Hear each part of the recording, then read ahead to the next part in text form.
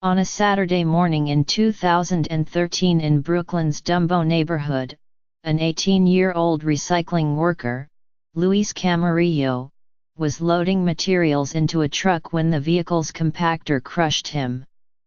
He was rushed to a hospital, where he died. Mr.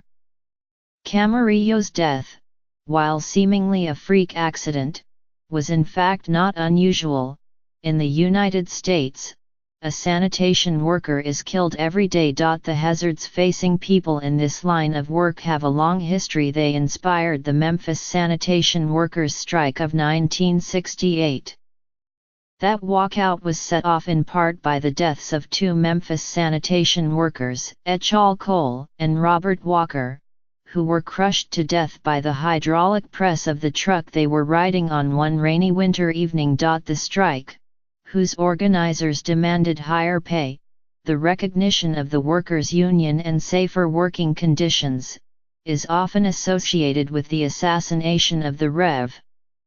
Dr. Martin Luther King Jr. in Memphis the day after delivering his mountaintop speech in support of striking sanitation workers.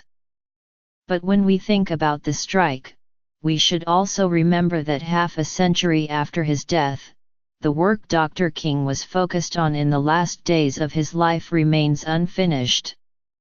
A ProPublica investigation published in January detailed the grueling and unsafe working conditions faced by many of today's private waste management workers, who risk their lives daily for very little pay. The investigation focused on New York City, but the conditions it uncovered aren't at all unlike those in Memphis in 1968. There, the mostly African American men who handled garbage did work that was dangerous, brutal, and poorly paid. Aside from the hazards the trucks posed, sanitation workers had to handle materials like tree limbs, broken glass, and biological waste that could infect, poison or otherwise injure them.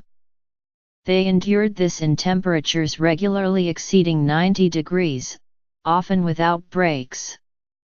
Crippling injuries were common. The strike against those conditions quickly became a national focal point for labor activism and civil rights. For Memphis's churches and NAACP chapter, drawing attention to the treatment of African American sanitation workers was a vehicle to address the ills of segregation. The American Federation of State, County, and Municipal Employees saw the strike as an opportunity to organize workers in a city that had resisted unionization. For Dr. King, it was aligned with the aims of the Poor People's Campaign, which advocated economic opportunity as crucial to the realization of civil rights. In the speech delivered the night before his death, Dr. King declared, "The issue is injustice. The issue is the refusal of Memphis to be fair and honest in its dealings with its public servants, who happen to be sanitation workers." While a deal was reached in Memphis after his death recognizing the workers' union and guaranteeing better wages, many workers across the country still face unacceptable conditions. Nationwide, sanitation and recycling work remains more dangerous than policing or firefighting. In 2016, only loggers, fishermen, airplane pilots and roofers suffered more job-related fatalities in the United States than did waste workers. In New York City, conditions are especially difficult for employees of the private waste haulers who collect trash from the city's businesses each night. While workers employed by the Department of Sanitation, which collects residential trash, are unionized and offered health care, pensions and a median base pay of $69,000, those who work for private companies are paid as little as $80 a shift, with no overtime or health or retirement benefits, ProPublica reported.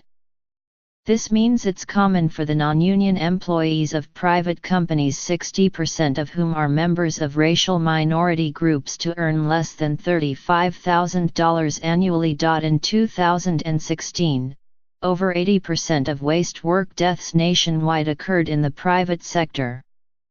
And in New York City overall, municipal sanitation trucks haven't caused a death since 2014, but private trucks killed 7 workers in 2017 alone. When ProPublica interviewed workers from 5 of New York City's private haulers, 71% reported having been injured on the job, 93% reported that their employer provided no health and safety training, and 62% said that their work vehicles were sometimes unsafe. Some said they hesitated to complain about the conditions, worrying that their employers would simply assign them fewer shifts if they did so. 50 years after the Memphis strike, workers continue to risk their lives across the United States to handle garbage and recycling. The solution in 1968 was collective bargaining, and it is the solution today as well. The higher wages, safer equipment, and health coverage provided to the employees in the public garbage hauling sector show what is possible.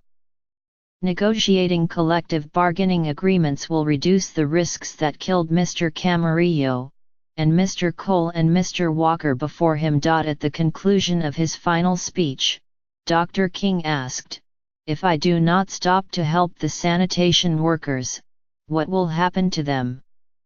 It's time to ask that question again.